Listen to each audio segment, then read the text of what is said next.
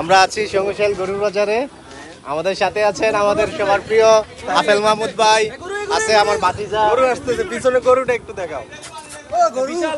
মেজবাউল হক, আছেন আমাদের রনি কাকা, আমার ভাতিজা, আমার চাচাতো ভাই সালাউদ্দিন ভাই, আমার ভাতিজা রুবেল, আছেন ছোট ভাই ছোট ভাই বুলমিয়া, ফারান ভাই সরি ফারান ভাই, ভাতিজা সালাউদ্দিন, ভাতিজা খালেদ, আমাদের প্রিয় নেতা দুলাল ভাই একটু শারীরিকভাবে অসুস্থ আছে, যুবলীগ নেতা, সরি আসলে আমার দুলাল ভাইয়ের জন্য সবাই দোয়া করবেন।